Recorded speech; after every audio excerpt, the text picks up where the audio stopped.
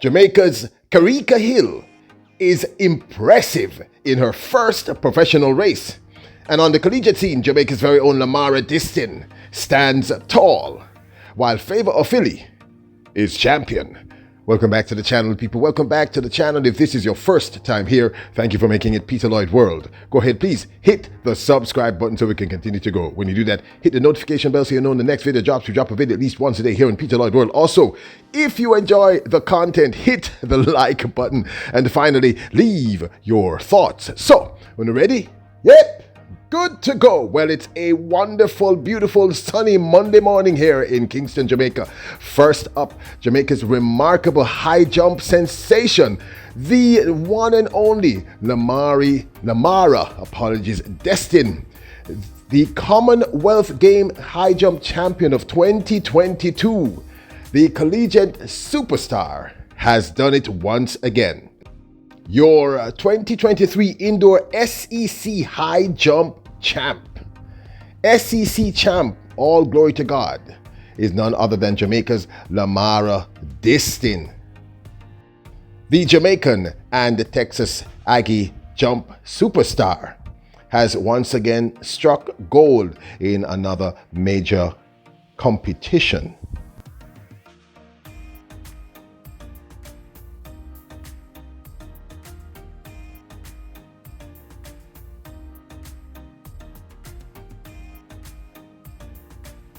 Lamara Distin leaped to an impressive meet record height of 1.95 meters.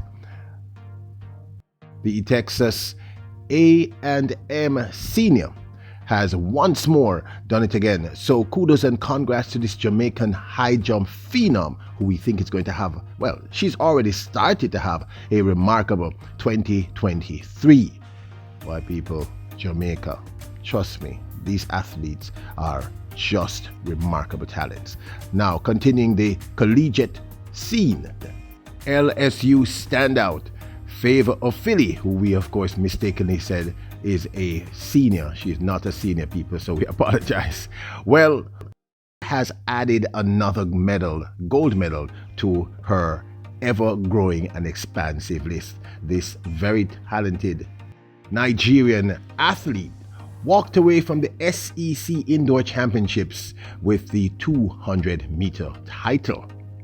The now new 200-meter SEC champion ran a time of 22.52 seconds to take the gold medal. Ofili in 5, Diggs in 6. That is an advantage for Ofili, and she has already made up the stagger. And certainly for her to have a chance to win this race, she needed to get a lead on Talitha Diggs on the outside, and she looks like she could be running away with it. Diggs certainly tired from that 400. Now let's see if Ofili can best the time by Mackenzie Long.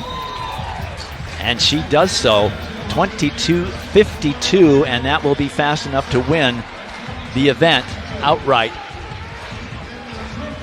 Favour Ofili, the winner of the 200 meters here at the SEC Championships. After her win, the LSU standout had this to say. Of these SEC medals, it's quite a collection. What do we think of the latest one here in the 200? I mean, it's good coming out here and living with a gold medal. First time for me winning the 200, but the time, I mean, we're still working on getting faster and executing good.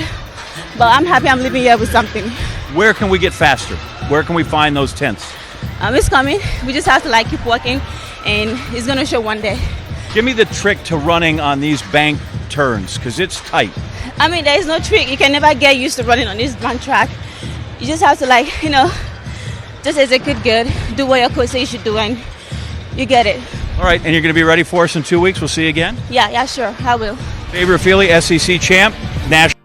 Now, this may be why you clicked on the video. This remarkable young talent, the 2022 World Under 20 100-meter hurdles champion and the now elite pro athlete, the remarkable and one of our channel favorites, Kerrica Hill. As you can see here, Hill opened her season in her first race for the 2023 season at the recently held Gibson Relays in the women's 60-meter dash. Here she is in the heats of that competition. Shashley Forbes in lane 6. That's Kerrica Hill, the reigning world under 20 100 meter hurdles champion.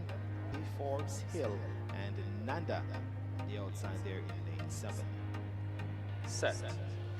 7.241 Levy is on 12. Forbes as well. Hill has some work to do. Slowly is traveling nicely. Shashley Forbes will take it now.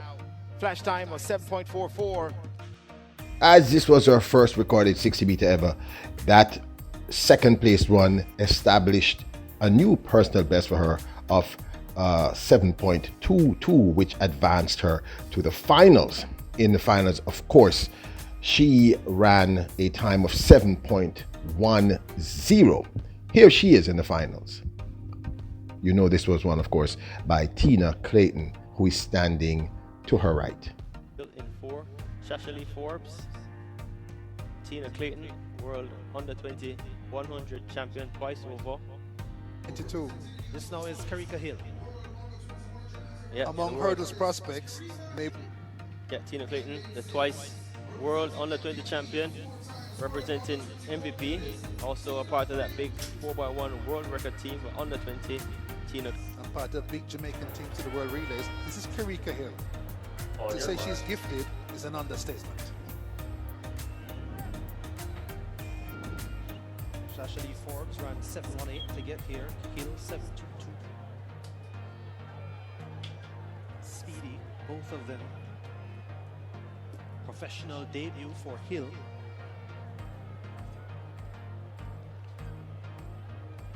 Clayton, you figure, will have something to say about the result of this race. Set position, sent away. Good start for Tina Clayton, also Shashley Forbes. Tina Clayton steps ahead now. It's going to be Tina Clayton and Forbes. And now, this, of course, is my 2 cents. The fact is, improving from 7.22 within an hour to 7.10 within itself is extremely impressive. That is a huge jump in time. As I stated, the first race, the 7.22, was our first 60 meter ever, as far as I'm aware of, certainly in public, and was our very, very first race as a pro athlete. And if you remember, even in the interview referencing now Tina Clayton, she said she was nervous. I'm pretty sure that Kerrica Hill was nervous. So factoring nerves, this is our very first race for the 2022 season. And as I've already said to you, because she's a pro, one now has to concentrate on the outdoor season. So, you know, she's really trying to peak for later on in the year.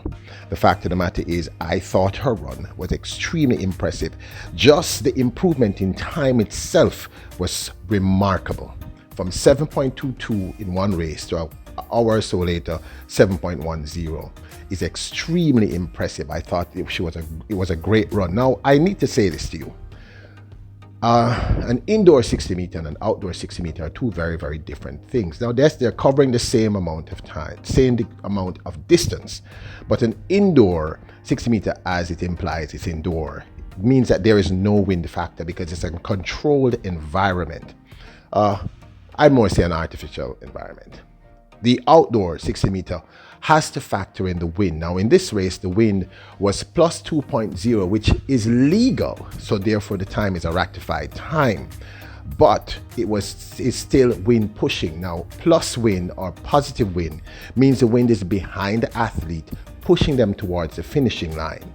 If it's a negative wind or a minus wind, that means the athlete is running into the wind, so it's creating resistance. So one wind factor plus helps them to go faster. The other one minus helps to slow them down. So this should also be calculated in it. But the fact of the matter is, a 7.10 run in her second 60 meter, improving from a 7.22 in her first, is extremely impressive. In her very, very first race as a professional athlete, she must have been nervous. So I personally was very impressed. I would love to hear your thoughts. But this, of course, is my 2 cents. Now, don't forget to hit the subscribe button, hit the notification bell, hit the like button. Remember, you are royals, kings, and queens. Bless up!